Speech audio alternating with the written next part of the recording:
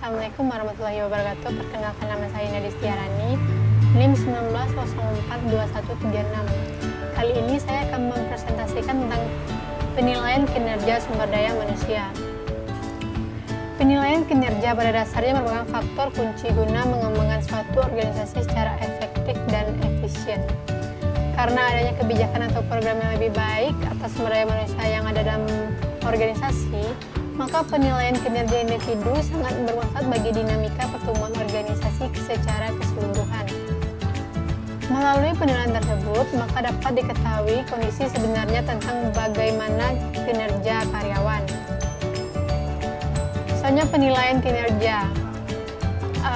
Ada 3 tahapan yang menggambarkan proses penilaian kinerja, yakni yang pertama, pihak manajemen membangun kebijakan tentang frekuensi penilaian kinerja karyawan untuk berbagai tingkatan dalam organisasi. Yang kedua, menentukan orang yang ditugaskan menjadi penilai kinerja. Yang ketiga, membuat suatu ukuran, kriteria, atau standar penilaian kerja. Ruang lingkup penilaian kinerja. 5W, 1H. What, why, where, when, who, dan how. What, apa yang akan dinilai? Objeknya itu manusia, dimensi waktunya prestasi saat ini. Yang kedua, potensi pengembangan, spesifikasi sifat atau karakteristik perangai pribadi, hasil yang dicapai. Why, mengapa melakukan penilaian? Yang pertama, memelihara potensi kerja. Yang kedua, meningkatkan prestasi kerja, menentukan kebutuhan akan pelatihan, dasar pengembangan karir, dasar pemberian dan peningkatan balas jasa, membantu program pengadaan tenaga kerja, membantu mekanisme umpan balik dan komunikasi. Where, di mana penilaian dilakukan? Yang pertama, on the job appraisal, kantor atasan, lokasi kerja atau tempat khusus dalam organisasi. Yang kedua, off the job appraisal, kantor konsultan dan dalam masyarakat atau tempat lain di luar organisasi. When, kapan penilaian dilakukan? Formal, setiap tahun, setiap semester, atau setiap kuartal. Informal, setiap minggu, setiap hari, atau secara terus-menerus. Siapa yang menilai? Yang dinilai itu semua pegawai, penilainya atasan langsung, atasan lain, rekan kerja, diri sendiri, bawahan, manajer personalia, konsultan, atau kombinasi dari semua. How, bagaimana penilaian dilakukan? Yang pertama, metode tradisional. Ada rating scale, graphic scale, multiple steps, behavior scale. Yang kedua, employee comparison, alternation banking, varied comparison, force distribution. Yang ketiga, checklist, weight checklist, force choice.